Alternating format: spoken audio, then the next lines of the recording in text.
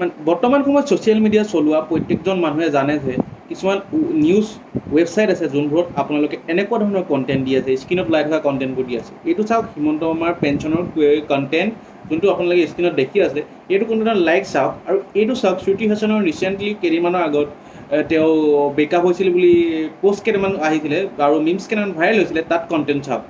আজি পাতিম এই দুটা কণ্টেণ্ট এনেকুৱা ৱেবছাইটবোৰৰ ওপৰত কথা, এই ৱেবছাইটবোৰ কেনেকুৱা ধৰণৰ মানে পইচা ঘটে আৰু এই এনেকুৱা ভাইৰেল কণ্টেণ্টবোৰ কিয় দিয়ে তাৰ ওপৰতে আজি এইটো ভিডিঅ'ত আলোচনা কৰিম। তেন্তে বলক ভিডিঅ'টো আৰম্ভ কৰোঁ।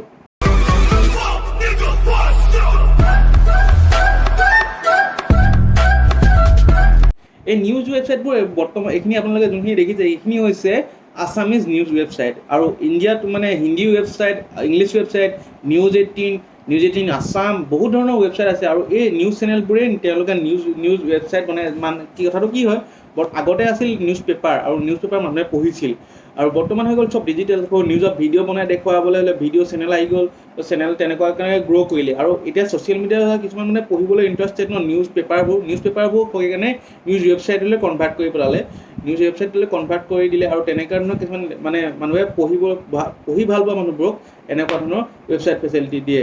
আৰু এই ৱেবছাইটবোৰে পইচাটো কেনেকৈ ঘটে আপোনালোকে জানেনে? পইচাটো ঘটে তেওঁলোকে এডছবোৰৰ। আপোনালোকে যেতিয়া লিংকটো টিপি দিয়ে এনেকুৱা ৱেবছাইটত, তাৰ তলত এই লিংকছটো দেখিছে নহয়, এই তলত এডবোৰ দেখিছে নহয়, কিবা কোম্পানীৰ এডছ, সেই কোম্পানীবোৰৰ ওপৰতে ডিপেণ্ড কৰি তেওঁলোকে পইচাটো আৰ্ণ কৰে। ছাইডত ওলাই আছে এইখন পৰ্টেলৰ স্ক্ৰীনশ্বট, যোনকেইটা আপোনালোকে দেখিছে। শ্ৰুতি হাছানৰ প্ৰথমত ওলাইছে, শ্ৰুতি হাছানৰ নিউজটোত লাইক চাওক আৰু কমেণ্ট চাওক। তেওঁলোকে শ্ৰুতি হাছানক মানে ব্ৰেকআপ হ'ল বুলি এইটো কেনেকৈনো গম পালে ভিতৰুৱা কথা নাজানো, তেওঁলোকে একদম পূৰা পষ্টটো ভাইৰেল কৰি দিছে। এই চেলিব্ৰিটিবোৰ পষ্ট যেতিয়া দিয়ে মানুহে ক্লিক বেছিকৈ কৰে ন, আৰু এনেই নৰ্মেল যেতিয়া নিউজ এটা দিয়ে তেতিয়া ভাইৰেল বেছি নহয়, তাত লাইকছ কমেণ্টছ নাহে।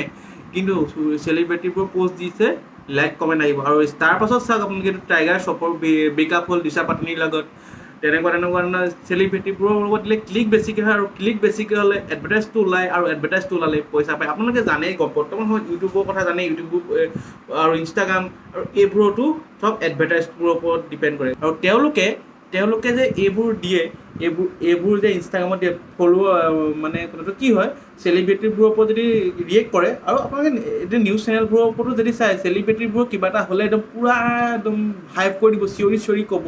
কিন্তু নৰ্মেল ক'ৰবাত হত্যাকাণ্ড হৈ মানুহ মৰি যাওক, তাৰপিছতো তেওঁলোকে নকয়, কাৰণ তাৰ পৰা পইচা ৰেভিনিউ আৰ্ণ নহয় ন। চেলিব্ৰিটিবোৰৰ কথা ক'লে মানুহে ক্লিক যিমান কৰিব, মানুহে ভিডিঅ'ত ভিউজ যিমান দিব, তিমানেই পইচা আৰ্ণ হ'ব। মেইন থিমটো হৈছে পইচাই, আৰু প্ৰত্যেকটো ক্ষেত্ৰত পইচা লাগিবই। কিন্তু আপোনালোকক বুজাই দিলোঁ যে ইউটিউবৰ কথা জানেই, এড লাগিলে পইচা। ইয়াৰ এডটো ক'ত থাকে, ইয়াৰ এইটো এই তলত লাগি থকা এই বস্তুটোৱে হৈছে এড।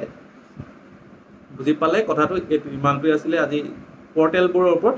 আৰু আপোনালোকে যদি নজনা কথা এটা শিকিলে তেন্তে ভিডিঅ'টো প্লিজ লাইক কৰি দিব, আৰু মোৰ ভিডিঅ' চেনেললৈ যদি নতুনকৈ আহিছে তেন্তে চেনেলটো ছাবস্ক্ৰাইব কৰি দিব। আৰু পুনৰ নতুন এটা ভিডিঅ' লগ পাই আছোঁ, তেন্তে নতুন টপিকৰ ওপৰত মই আলোচনা কৰিবলৈ চেষ্টা কৰিম এনেকৈ নতুন টপিক। তেন্তে ধন্যবাদ।